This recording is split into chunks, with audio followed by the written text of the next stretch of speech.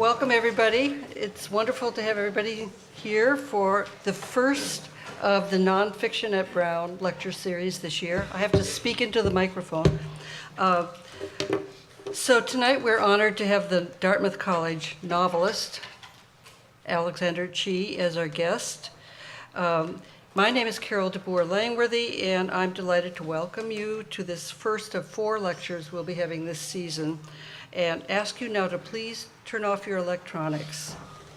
I am not, because I'm still trying to reach the bookstore, but they will be here afterwards to sell books in the hallway, and Alex will be kind enough to sign them. So I just want to tell you a little bit about the Nonfiction Writing Program where I teach. We are a significant track within the English department, and we combine academic writing, creative nonfiction, and journalism into one innovative program.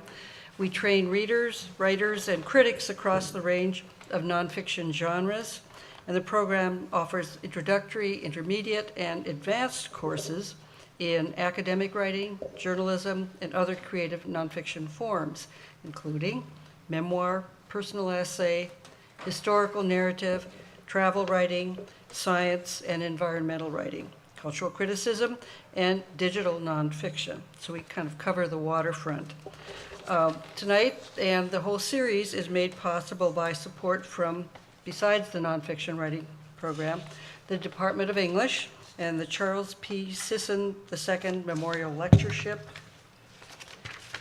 And we are co-sponsored by the Departments of American Studies, Comparative Literature, East Asian Studies, Literary Arts, Modern Culture and Media, and the Malcolm S. Forbes Center for Culture and Media Studies, the Kogut Institute for the Humanities, Pembroke Center for Teaching and Research on Women, Center for the Study of Race and Ethnicity in America, and the Sarah Doyle Center for Women and Gender. Chee will be introduced by Mary Kim Arnold, a visiting lecturer in the Nonfiction Writing Program and author of her own recent long-form essay volume, Litany for the Long Moment. And so I want to thank you for coming and introduce Mary Kim Arnold.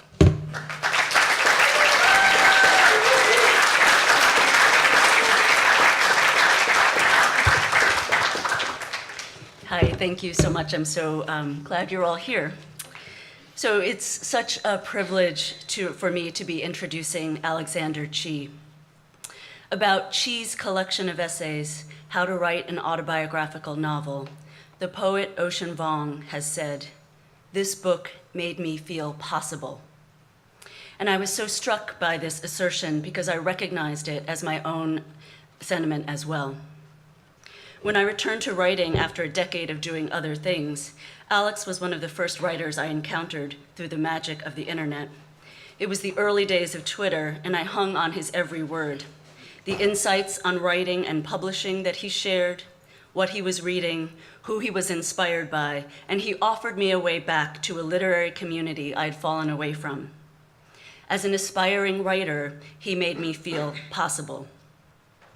Whatever Chee takes up as his subject, the rose garden he tends in his Brooklyn apartment, or reading tarot cards for money, or performing in drag, it seems the question he poses is, how do we live truthfully, authentically, and with integrity? As a Korean-American gay man growing up in Maine who came out at the height of the AIDS epidemic, the questions are complex.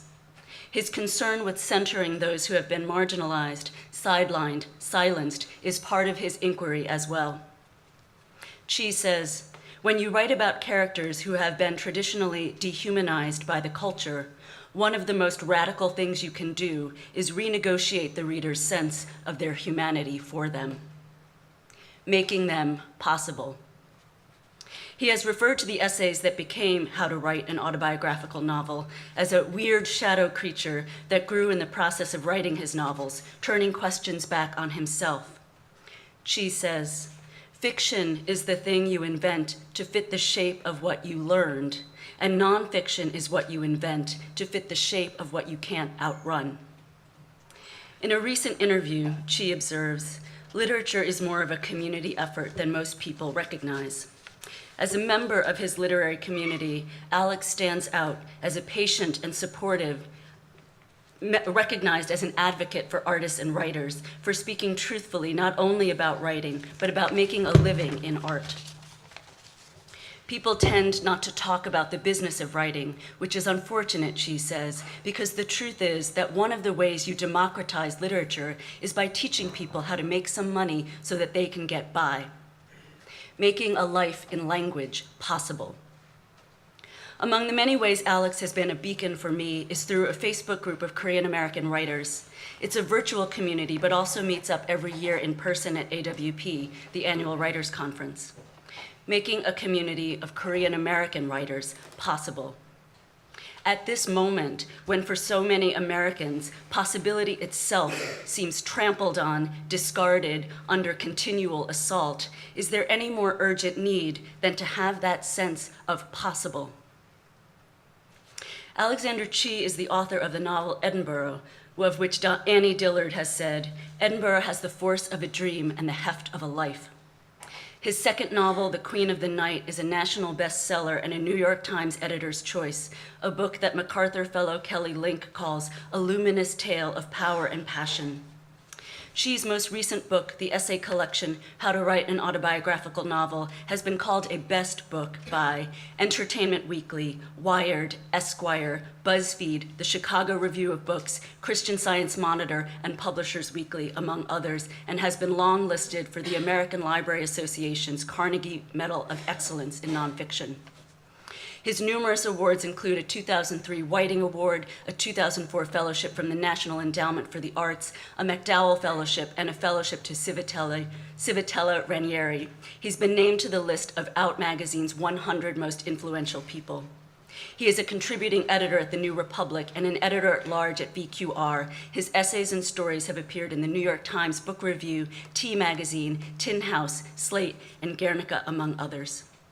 Chee has held teaching positions at Wesleyan, the University of Leipzig, Princeton University, and at Dartmouth College, where he is currently Associate Professor of English and Creative Writing. And tonight, how truly fortunate we are to have him here with us. Please join me in welcoming Alexander Chee.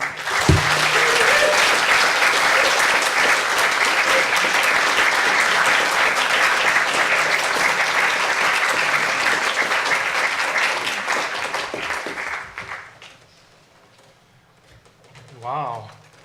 Hey, everybody.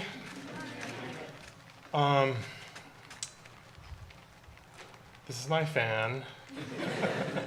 I've taught myself to read while waving, so I'm going to probably do that because it's a little warm.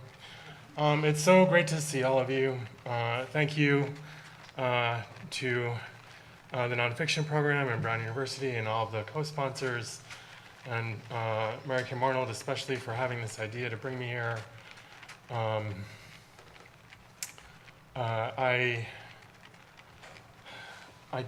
I recall those early days of the internet when I met her on Twitter, and I think found her Tumblr, and found in her a kind of kindred spirit in terms of the way that she was struggling with some of the same questions. And so it's really wonderful to think back to how that all began. I've been so ambivalent for so long about the internet and writing and social media in particular, and then every now and then I have moments like this where someone says that my Twitter feed did something for them, or a blog, and then I realize that ambivalence is productive. So yeah, if you're ambivalent about something, don't necessarily stay away from it. Just let it maybe guide you. So, yes, this collection is the product of, I suppose, 25 years of ambivalence towards the essay. And no, I wasn't actually ever really that ambivalent towards the essay itself. I think it was one of the first things I learned to write after a poem or a short story. I talk about that process in this collection. When I set out to put it together, it was a period, I had just finished the copy edit for my second novel, The Queen of the Night, and you need something to do then so that your ego doesn't eat you alive as you wait to get the proofs back. And as you wait for the first reviews to come back and the first blurbs from other writers. All these are things that you can't really control, but your ego will tell you these little lies. So I had asked my agent about doing an essay collection back in 2007, and at that time I thought it was a great way to get out of finishing a novel that I thought I would never finish. And she said, you have to finish your novel first, and then we can talk about your essay collection. So about 9 years later, I was 8 years really, I was doing this.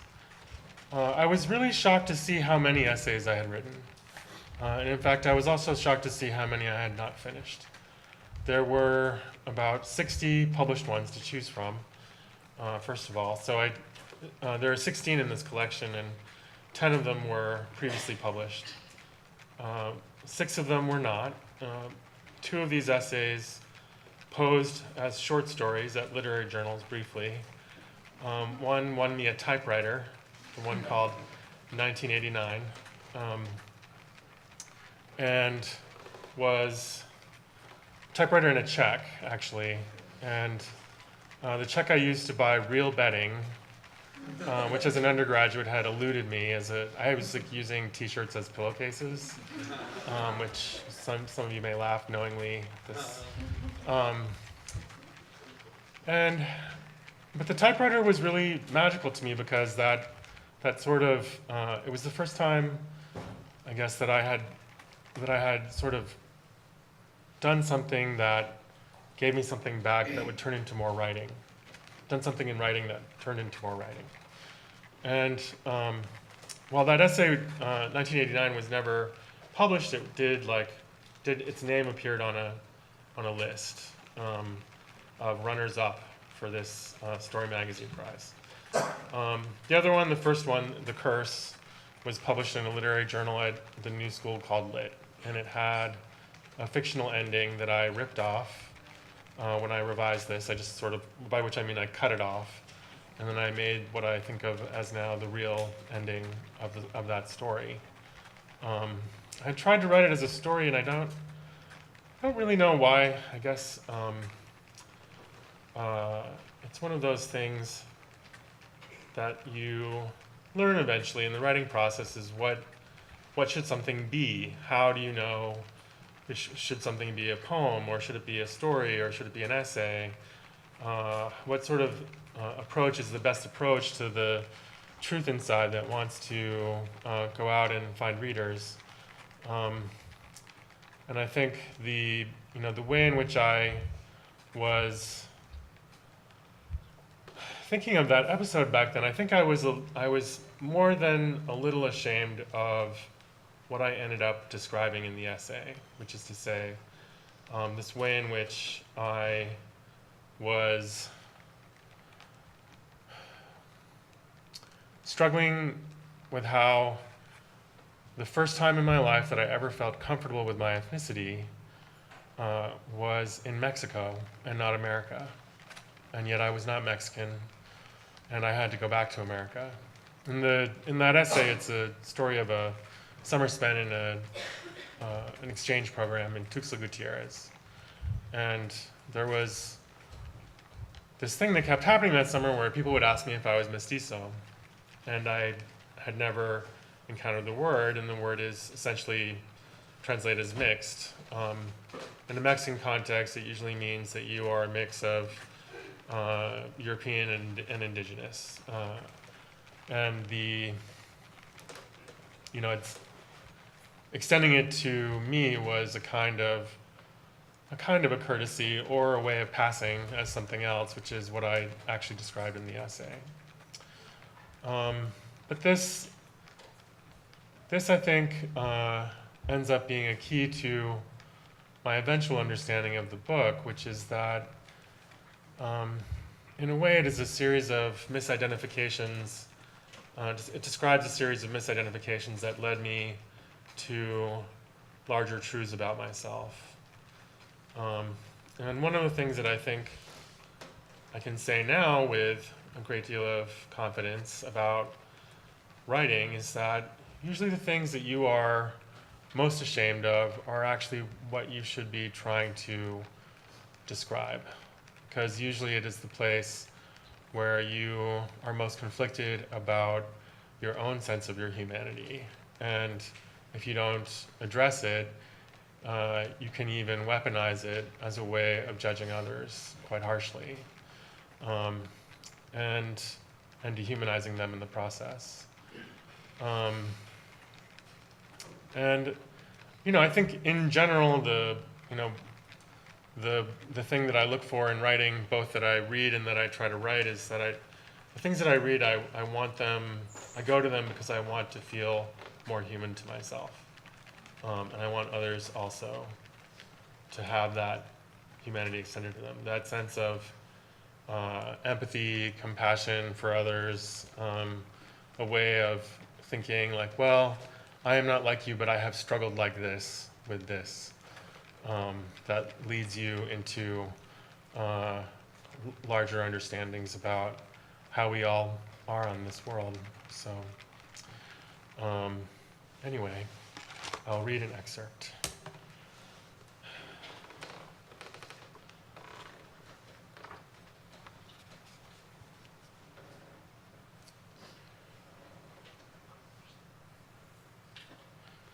I feel like a bird with one wing when I'm doing this. Who knows what would happen if I had two?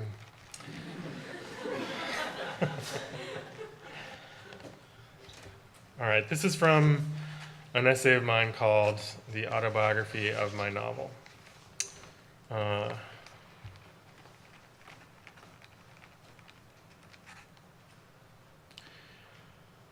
The question came amid some more ordinary ones.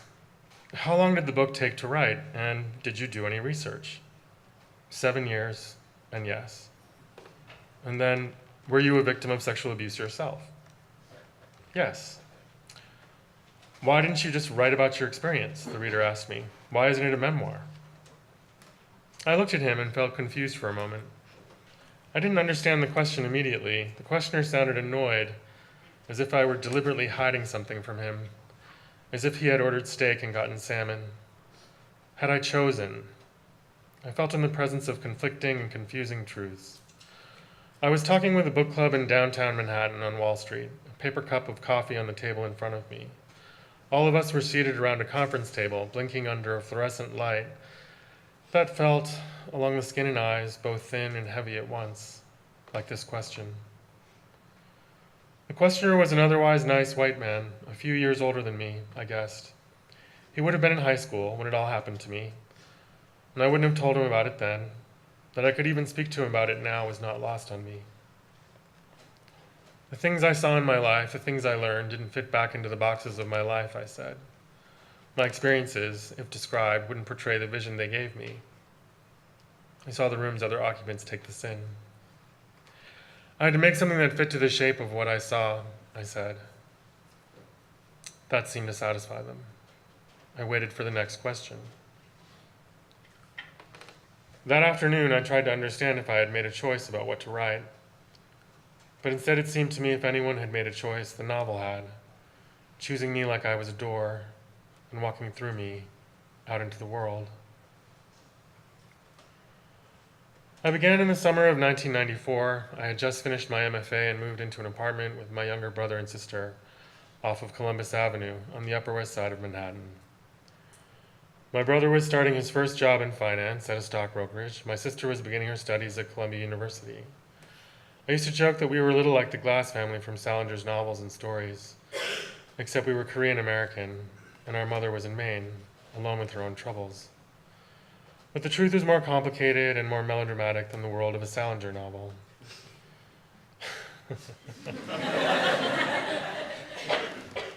That is a thing to say. My mother had been betrayed by a business partner who vanished, leaving behind altered partnership agreements indemnifying her for his debts. When she declared bankruptcy, she also sold our family home. She had mostly hidden her problems from us until they could no longer be hidden. And to this day, I think we were 3 siblings moving in together in New York at the same time. She was forced out of our family home because it was a single self-protective gesture we could make that was entirely under our own control.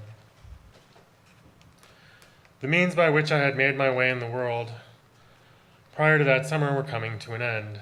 Grad school was over, as was my accompanying stipend. My inheritance, a fund left to me after my father's death and meant for my education, was likewise almost spent. The move back to New York would exhaust it. I had not won any grants or gotten into any of the post-grad programs I had applied for. The despair I felt as each possible future I had dreamed of dropped away with yet another rejection. That was the surface of me. Underneath that, on the inside, I could feel my family fracturing. Myself too. I kept seeing reports that summer of other writers, some of them friends of mine, selling their novels, some of them unfinished, for what seemed like outlandish sums of money. I thought it was my turn when a friend from college who worked in the fiction department at the New Yorker asked me for stories, and I sent her part of my then novel in progress, what was to be a book about AIDS activists in the late 1980s in San Francisco and New York. While she found the excerpts weren't right for the magazine, she admired what I submitted enough to send the pages to an editor she knew at William Morrow. The editor, in turn, liked the pages enough to tell me he wanted to have his house consider the unfinished novel for publication.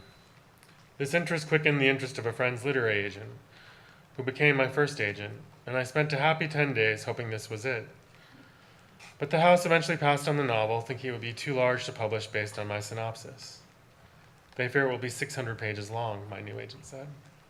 Her advice: if you finish it, then no one will be guessing how long it will be, because then we'll know and we'll just send it out then. I tried to master my desperation at this news. What happened next was a product of my cynicism, my youth, and my anger. By now, it was clear our apartment was too expensive for us, at least based on the money we actually were earning, and that my sister, due to our mother's bankruptcy, would have to leave Columbia. I could have finished that first novel already in progress, in just a year's time. As if to mock me, several novels more than 600 pages long would appear, and the year after that, Infinite Jest weighing in at 1,079 pages. Length was not the issue, though. I could have tried even one other publisher, but I didn't. Instead, I became obsessed with the idea that I could sell an unfinished novel, and that the money might be enough to save my family. I began what would become my first published, finished novel with the idea that autobiographical fiction was as easy as writing down what was happening to me. I turned my back on the experimental novel I put forward and told anyone I knew, I'm just going to write a shitty autobiographical first novel like everyone else and sell it for thousands and thousands of dollars. And then I sat down to try. The story of your life described will not describe how you came to think about your life or yourself, nor describe any of what you learned. This is what fiction can do. I think it is even what fiction is for. But learning this was still ahead of me. I knew what I thought was normal for a first novel, but every first novel is the answer to the question of what is normal for a first novel. Mine came to me in pieces at first, as if it were once whole and someone had broken it and scattered it inside me, hiding until it was safe for it to be put back together. In the time before I understood that I was writing this novel, each time a piece of it emerged, I felt as if I'd received a strange valentine from a part of me that had a very different relationship to language than the me that walked around, had coffee with friends, and hoped for the best out of every day. The words felt both old and new, and the things that they described were more real to me when I reread them than the things my previous sentences had tried to collect inside them.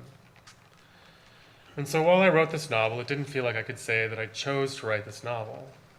The writing felt both like an autonomic process, as compulsory as breathing, or the beat of the heart, and at the same time, as if an invisible creature had moved into a corner of my mind and begun building itself, making visible parts out of things dismantled from my memory, summoned from my imagination. I was spelling out a message that would allow me to talk to myself and to others. The novel that emerged was about things I could not speak of in life. In some cases, literally. I would lie, or I would feel a weight on my chest, as if someone was sitting there. But when the novel was done, I could read from it, a prosthetic voice. Prior to this, my sentences were often criticized in writing workshops for being only beautiful and lacking meaning. Boy, have I showed them. I felt I understood what they meant and worked to correct it, but didn't really understand what this meant until the novel was done. I'd once organized my life, my conversation, even my sentences in such a way as to never say what I was trying to write. I had avoided the story for years with all the force I could bring to bear, intellectual, emotional, physical. Imagine a child's teeth after wearing a gag for 13 years. This is what my sentences were like then, pushed in around the shape of a story I did not want to tell, but pointing all the same to what was there. I have a theory of the first novel now, that it is something that makes the writer, even as the writer makes the novel, that it must be something you care about enough to see through to the end. I tell my students all the time, writing fiction is an exercise in giving a shit, an exercise in finding out what you really care about. Many writers become obsessed with aesthetics, but I find this is usually a way to avoid whatever it is they have to say. My first novel was not the first one I started. It was the first one I finished. Looking at my records, I count 3 previous unfinished novels. Pieces of one of them went into this first one. But the one I finished because I asked myself a question. What will you let yourself know? What will you allow yourself to know? The idea of autobiographical fiction had always rankled me. Whenever I told stories about my family to friends, they always told me to write about my family, and I hated the suggestion so much that I didn't write about families at all. Even so, most of what I wrote then, if not all of it, was in some way autobiographical. My central characters were typically a cipher to me, like me but not me, with one-syllable names. Jack Cho, for example, the recurring character in 4 of my first published stories, all are a part of that rejected experimental novel. Jack was a Korean-American gay man from San Francisco, the only son of a single mother who moves to New York for love and becomes involved in ACT UP. His relationship to me was more than accidental, but not so close that I couldn't delineate his experiences from my own. Even the name Cho was like Chee, a name that was Chinese and also Korean. I invented Jack to help me think through my relationship to activism and sex. Other stories I wrote at the time were investigations of various friendships, relationships, and breakups. I was, meanwhile, struggling with a different existential issue from the ones my writing peers from more normative backgrounds simply didn't have to address. Kit Reed, my undergraduate fiction teacher, first identified it. She had told me that if I was fast enough, I might be the first Korean-American novelist. She wasn't entirely right. Young-Hil Kang was, in fact, that person, but he was, until recently, lost to contemporary literary history. And when Chang Rei Lee published Native Speaker in 1995, she said, well, you'll be the first gay one. And she would be right. None of this was inherently interesting to me, however, at age 20, and felt strange and uncomfortable to aspire to. I was by now used to people being surprised by me and my background, and their surprise offended me. I was always having to be what I was looking for in the world, wishing that the person I would become already existed, some other I before me. I was forever finding even the tiniest way to identify with someone to escape how empty the world seemed to be of what I was. My long-standing love for the singer Roland Gift, for example, came partly from finding out that he was part Chinese. The same for the model Naomi Campbell. Unspoken in all of this was that I didn't feel Korean American in a way that felt reliable. I was still discovering that this identity, any identity really, was unreliable precisely because it was self-made. When people told me to write about my family, it felt like I was being told that my imagination wasn't good enough, but also that I could only write one kind of person, a double standard in which, as a fiction writer, I was supposed to invent characters from whole cloth and also tattoo my biography into each one of them. I think every writer with a non-canonical background, or even a canonical one, faces this at some point. I was fighting with this idea, in any case, when I pulled out a binder I had promised myself I would look at once I got to New York. I had created the binder a few months earlier in the spring as I was going through my papers, deciding what to save and what to throw away when I left Iowa. I discovered some pieces of writing that initially seemed to have no common denominator. There was a short story written in college, several unpublished poems whose blank verse felt a little too blank. more lyrical prose than prose poem, a fragment of an unfinished novel with a scene in which a young man kills himself by setting himself on fire, and a fragment of an unfinished autobiographical essay about the lighthouses in my hometown at night. I put them all in a binder and said out loud, "When we get to New York, tell me what you are." I think I knew all along that the process of writing a novel was less straightforward than it seemed, but thus far it hadn't seemed straightforward at all. Perhaps out of a desire not to appear prescriptive, at no point in my education as a writer had my teachers offered specific instruction on the writing of novels and stories. We read novels and stories copiously, argued about what they were constantly. Plot was disdained if it was ever discussed, and in general I went through the MFA feeling as though I had to learn everything via context clues, as if I had wandered into a place where everyone already knew what I did not know, and I had to catch up without letting on. The one conversation I can remember having about the conception of a novel had come indirectly several years earlier. In college, when I was at work on my first collection of short stories for a senior creative writing thesis, I had the good fortune to be classmates with the writer Adina Hoffman. Yes, I love Adina. Hoffman's idea that day, who read my collection and delivered this news. "I think these all want to be a novel," she said. "I think you want to write a novel." Hoffman's idea that day challenged me at first. I had been trying very hard to write stories, and I felt as if I had failed. The connections between the stories seemed at best remote to me, but over time I understood she saw the way each of them had roots that connected to one another, and also the way I'd formed a narrative in my ordering of them. Even the enjambments between sections gave the reader the pause you feel as you understand a story is about to unfold. And when it didn't go further, it felt like a mistake. This vision of my own process and the way it has informed what I do, and even how I teach, continues to this day. That day, when I asked my fragments to tell me what they were when we arrived in New York, before I got into my loaded car and drove there, I knew I was calling out to a novel. I knew these pieces had their own desire to be whole. And as I opened the binder that summer in New York and read through the fragments again, I could sense the shadow of something in the links, possible between them, and began to write to the shape of it. The first plot I came up with was drawn right from that summer. The drama of my mother's bankruptcy seemed at the time a good place to start. A young man returns home to help his mother move out of their family home. She's been forced into bankruptcy after being betrayed by a business partner. And the son finds her lost in depression and grief, still grieving her husband, his father, who had died 8 years earlier. The son plots his revenge on the lawyer he sees as responsible for his mother's current troubles, hoping at least to find a measure of justice, and then a lightning strike burns the lawyer's house to the ground. That was real. And it was not me. The main character was, of course, another cipher for me. At 135 pages, I sent it to my agent, who said, "It's beautifully written, but it's a little hokey, in the sense that no one is going to believe this many bad things happen to one person." I laughed. I had often found my own life implausible. "Still, it really picks up after page 90, she said. "Keep going." When I look at that first manuscript, I can see again how the plot was, well, not a plot. It was only a list of things that had happened. I also saw that what she saw change on page 90. After the narrator visits his father's grave, the novel moves into the past and into the present tense. This is an excerpt from the draft. And I think most of it is not in the actual novel. "This is how I remember the summer of being 12 to 13. Foghorn nights, days on bicycles at beaches, lunches of sandwiches and soda.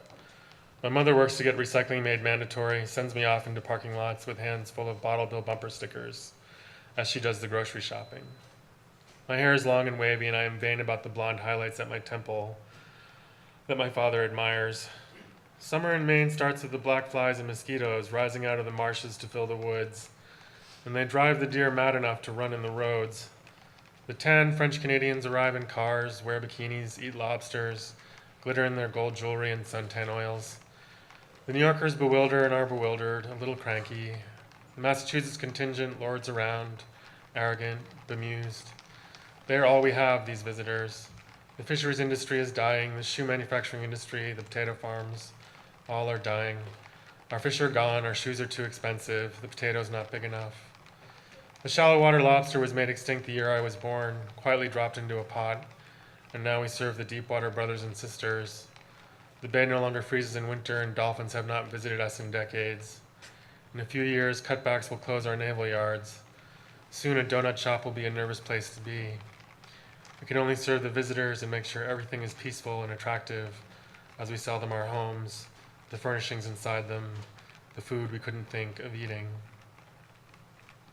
A space break, and then the sun is hours from setting. I am sunburned, tired, covered in sand. I go into the bathroom, lock the door, and lay down on the floor.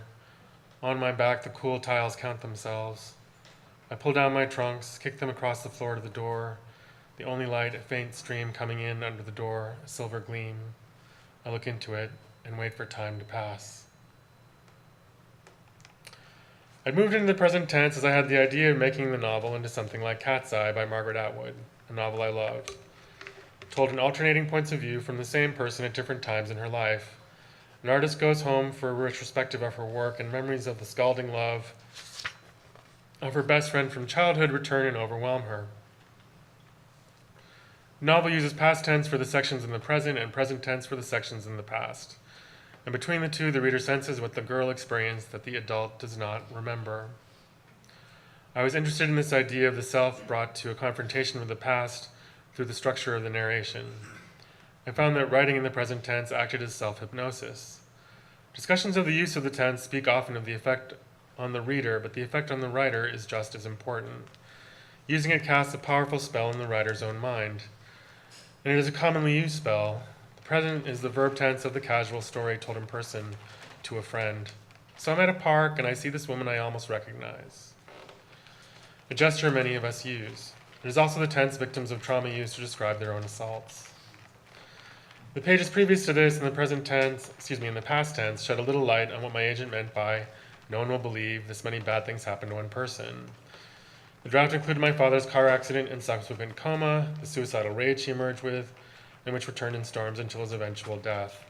My father's family's various betrayals of us, ranging from stealing bank statements for my father's business, to suing for custody of me and my siblings, to accusing my mother of infidelity while she was caring for my father. And my own suicidal feelings and sexual abuse, which I hadn't told anyone about, because I feared becoming even more of a pariah than I already was, just for being mixed. And while it had never felt like love or community, it had almost felt like not being alone. These autobiographical events were not organized in any way. When I was helping my mother move, I'd noticed she had not moved in. She had just left everything where the boxers had been dropped by the movers. I had the sense of being in the presence of a metaphor, and I was. My novel draft was like that. Page 90 was where my narrator's attention turned inward when he looked away from the crisis in his mother's life to see his own. I cut those 90 pages and continued with the remaining 45, using them as the new beginning. These pages took up the problem of my narrator's silence and his urge to self-destruct, and I saw it as if for the first time. The college story in the fragments binder had been my first attempt to write about my abuse, a story about a boy in a boys' choir who cannot speak about what is happening to him, and thus can't warn away the other boys. And so the director continues his crimes until he is arrested, and the boy blames himself for the role his silence played in the ongoing disaster. The boy wants to kill himself once the crimes are revealed, ashamed of his silence more than anything else, and is prevented by the accidental intervention of a friend, a victim also, one of the boys he was unable to protect. This, I understood, was where that story belonged. I'd written my way there. As I continued on, this would happen again and again. I would pause, find a place to insert a section from the binder, and continue. In an interview Deborah Eisenberg gave to the Iowa Review, she describes learning from Ruth Prower-Jabvala that it is possible to write a kind of fake autobiography. And that idea, as I understood it, guided me next. For someone like me but not me, giving him the situations of my life but not the events. He would be a little more unhinged, a little less afraid, a little more angry. These inventions were also ethical and gave everyone else involved in the real events some necessary distance. To begin imagining the memories that drew my narrator into his past, I found I kept thinking of what that boy was looking into in the light under the crack in the door. There's a quote in my journals from June 4th, 1998, 4 years into the writing of the novel. These stories are Gothics and have in common a myth of a kind where the end result is the same paralysis. I don't remember who said this to me. There's no attribution and no context. I think I must have thought I would always remember the speaker, my hubris, and as such, a common omission in my journals. But it succinctly describes so many of my early attempts at fiction, even what I thought of as my life and what I was reading, and the primary challenge I faced next with the novel. The boy I was writing about needed a plot. I wanted to write a novel that would take a reader by the collar and run, yet I was drawn to writing stories in which nothing happened. My stories and early novel starts were often criticized for their lack of plot. I was imitating the plotless fiction of the 1980s, but also, it seems, lost in a landscape where I was unthinkingly reenacting the traumas of my youth. All of my stories lacked action or ended in inaction because that was what my imagination had always done to protect me from my own life. The child's mistaken belief that if he stays still and silent, he cannot be seen. And this was wrong, and yet I believed it, without quite knowing I believed it. In light of this insight, I knew I needed a new imagination. I needed to imagine action. The plots I liked best worked through melodrama, the story's heart worn on the sleeve before being bloodied up. Rings of power, swords, curses, spells, monsters and ghosts, coincidence and fate. These were safe to the person I had been, as all of them were imaginary and impossible solutions with imaginary, impossible problems. They consoled, but they were not choices, emotions and consequences based on choices, people exchanging the information they needed to live their lives. Finding a magic ring of power that would allow me to face an enemy who had won all our fights before was not the same as mastering myself for the same fight.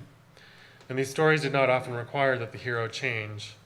The plotless literary fiction of the 80s and the blockbuster science fiction novels I'd read and loved until now both had in common that they had consoled me and thrilled me, but they didn't inherently offer me a way to understand how to write this novel. I needed to learn how plot and causality could be expressed in story, not one I read, but one I wrote. Stories about the most difficult things need to provide catharsis, or the reader will stop reading or go mad. I examined my favorite myths and operas, searching for plots I loved with explicit action, drama, and catharsis. Tosca, for example, where everyone conceals a motive in their actions and at the end, everyone is dead. Or the myth of Mira, in which a daughter in love with her father poses as his concubine, becomes pregnant, and is turned into a myrrh tree. She gives birth, and tree nymphs hear the crying child, cut him loose, and care for him, raising him as their own. The tree weeps myrrh forever after. Forbidden desire acted upon, resulting in transformation, paralysis, and then catharsis. I needed to learn how to make something like this, but not this exactly. I needed to hack a myth so it could provide some other result. To use the structures of myth to make something that was not a myth, but could be. I wanted this novel to be about this thing that no one wanted to think about, but to write about it in such a way that no one will be able to put the book down, and in a way that would give it authority, and perhaps even longevity. Plots like these contained events so shocking or implausible that the reader sympathized with the emotions instead. The recognizable humanity there, loss, forbidden love, treachery. No one has ever said they couldn't empathize with Hera for her jealousy at Zeus taking lovers, just because they themselves had never lived on Mount Olympus. As I remembered the way victims were met with condescension, disgust, and scorn, I knew if I told our story or something like it, I had to construct a machine that would move readers along, anticipating and defeating their possible objections by taking them another route, one that would surprise them. They would want to grasp for something familiar or admit it all. Plot could do this. Plot was also a way of facing what I couldn't or wouldn't remember, the Gothic story that led the character and the writer into paralysis, that left me paralyzed and unable to write. Annie Dillard in my nonfiction class at Wesleyan had warned us that writing about the past was like submerging yourself in a diving bell. You took yourself down to the bottom of your own sea. You could get the bends. You had to take care not to let the past self take over, the child with the child's injuries, the child's perceptions. All of us were picked on growing up, she said. Come up before that happens. I knew that my situation was different, but also the same. I would need a way to descend and return safely, turning myself into a character, inventing a plot, turning that past into fiction, I hoped, could solve for all of this. I'll stop there. Thank you.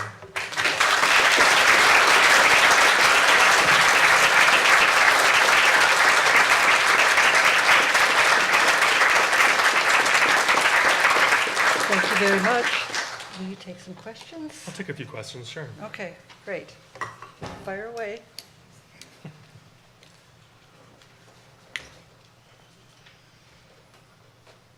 Yes. Can you tell us where it went from there in summary at least? Another first book came to fruition. I mean, it's in the essay. You'll have to buy it. But the book is out. The book is called Edinburgh. It's not set in Scotland. I remember a bookseller who asked me if I would title my novels more straightforwardly in the future, and I have tried. I think the lesson I learned was, there were many lessons I learned. I think one of my favorite compliments for the novel is probably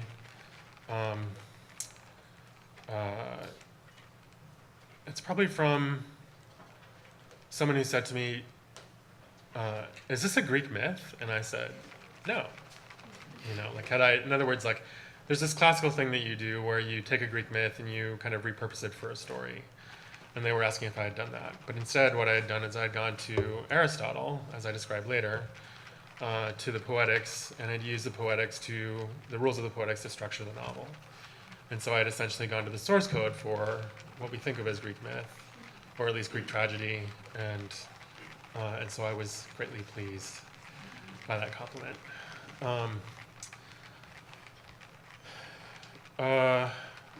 I think it's the thing that I also described in there that I'm probably the most proud of in terms of the novel is that there's this friend of mine who sent it to a prisoner that he had been corresponding with, someone who was in prison for having an affair with a youth who was, I think,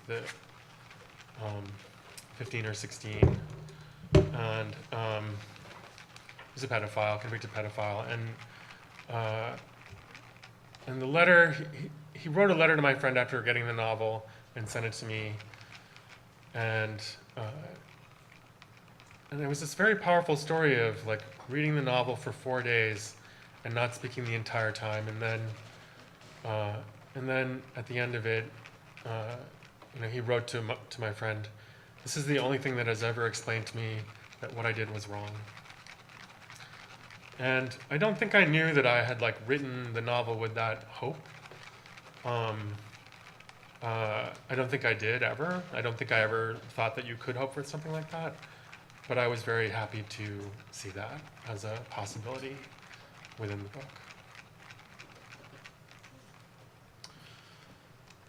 Other questions?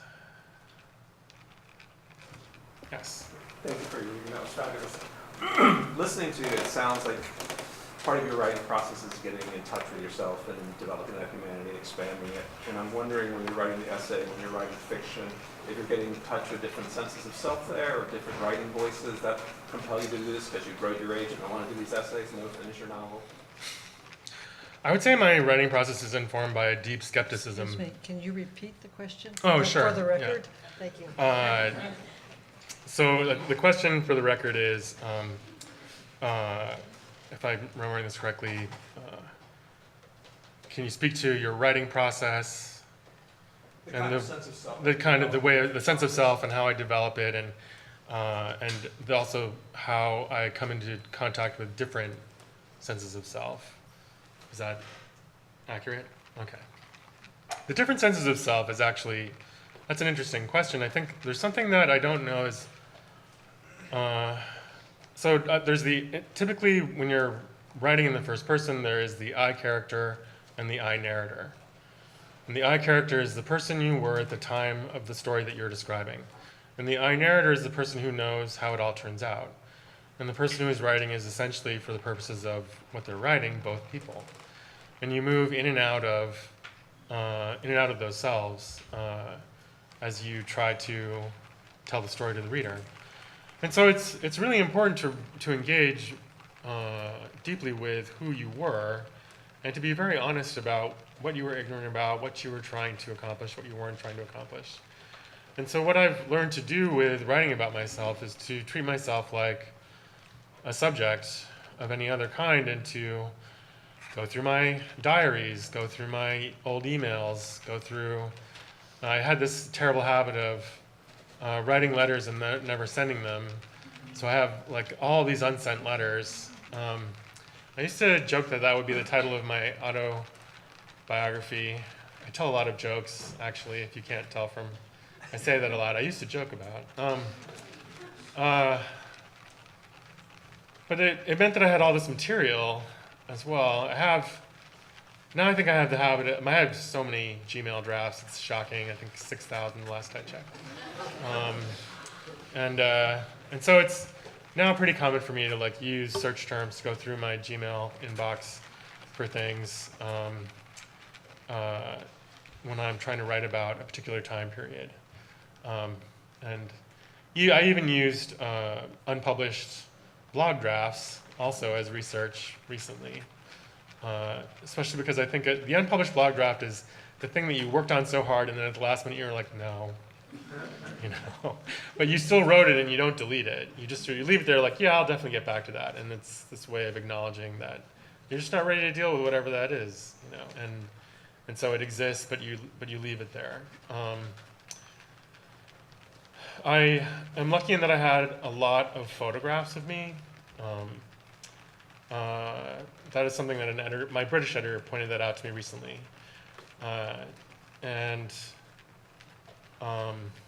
So that has been useful to kind of keep track of myself and useful as a memory guide as well in writing about the self. And in writing this essay in particular, I even went back and like found the edition of Aristotle's Poetics and the translation specifically, so that I would be able to go back into those old insights the way that I encountered them. Because as you may know, translations can vary wildly depending on what the translator believes is true. So I wanted to have that direct contact with that old self who was exploring. Yes. Yeah, I had a question, just like as a mixed person, also like about being a mixed race writer, and in terms of like how you contend with the forces or like pressures of authenticity, both like within yourself, but then also in the ways that your writing might be read, or you as a writer might be coded in certain ways, unexpected or certain ways. Just how you like navigate that, or what's productive. Sure. So the question is, as a mixed person, how do I navigate questions of authenticity in terms of describing my own experience, how I'll be anticipating how I'll be read, and is there another piece of it? That's good. Okay. And authenticity is an interesting question. I think one thing that's really common with Korean Americans is that you go through this, there's a test when you meet each other. Do you speak Korean? Have you been to Korea? It's like there's a quizzing process that goes on. It happens less now, I think, but it used to happen a lot. And I was very aware of saying like, yes, I visited Korea. No, I don't speak Korean. And this kind of way that I would start to get treated a little differently once that was known. I remember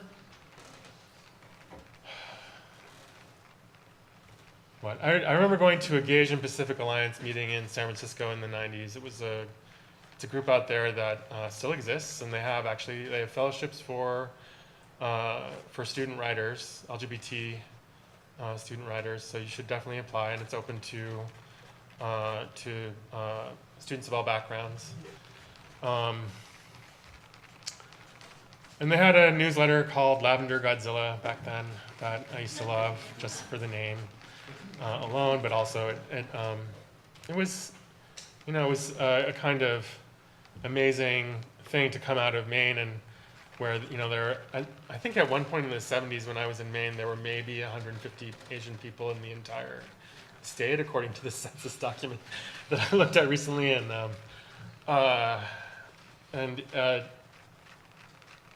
then to like have have a life in a city where there was like a gay Asian newspaper, was crazy.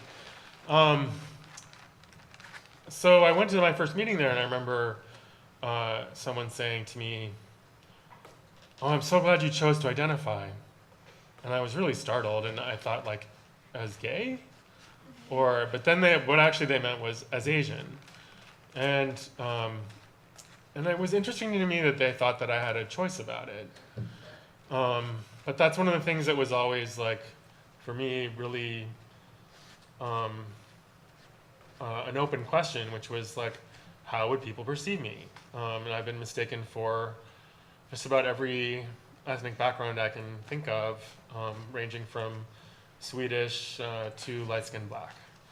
And I don't feel any responsibility to those people's misidentifications. And there's not really like a single codified like Asian American culture per se, that has like a single authentic experience around it. It's something that is actually like growing on a daily basis all over this country in ways that are like really beautiful to think about. And participating in that, I think, and writing stories out of that is much more interesting to me than worrying about being fouled out for having a quote-unquote invalid experience that you describe. Because there is no invalid experience of it if you have the experience of it. Like, you are the mixed person. You are having the experience. This happened to me. Like, no one can say, like, well, right here in our book, like, no, write the book that they're going to look at. How about that? I think it does take a kind of, you have to find ways to summon this kind of will to push yourself into existence, like, and for me, like, Gertrude Stein is the ultimate version of that kind of person. So when I'm feeling that I have to summon this power, I actually just chant her name. Gertrude Stein, Gertrude Stein, Gertrude Stein, Gertrude Stein. Sort of like Bloody Mary, but cool. So you're welcome to do it if you or find your own person to chant their name. So I'll take one more question. Yes. It seems like you talk a lot about having unfinished kind of projects, and I was just Yes. wondering how you were able to distinguish between an unfinished project that maybe, or like distinguish between the project being too difficult to work on and like being able to push through it versus something that you're probably not passionate about and that's why you didn't finish it. I don't know if I worded that well enough.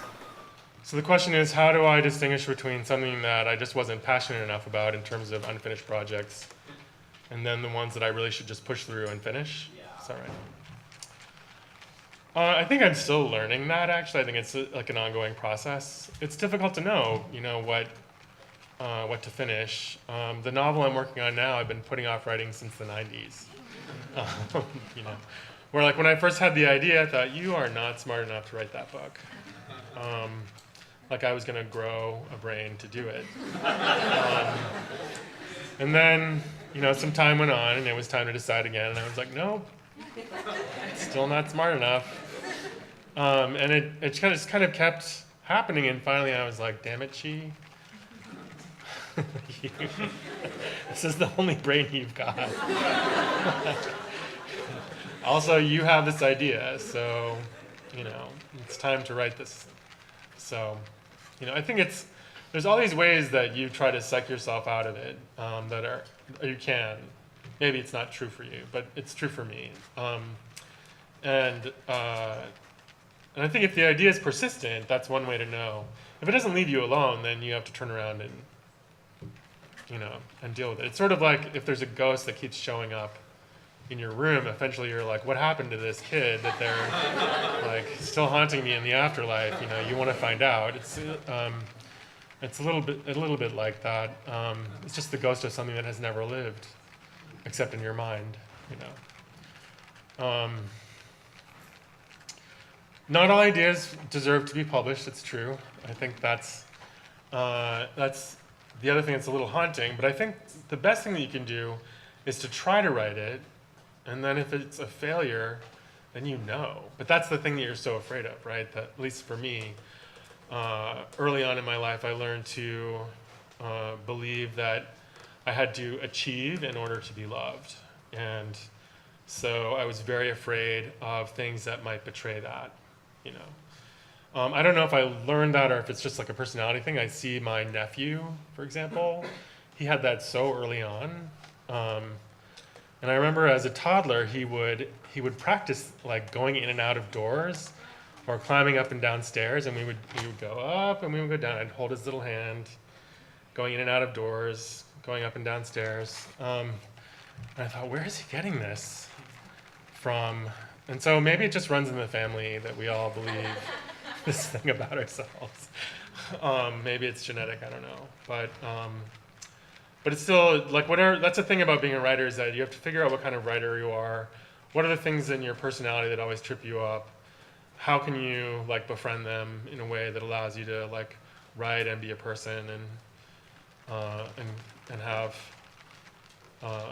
these things go into the world. So that's, yeah, for sure. All right, well, thank you so much for coming out today.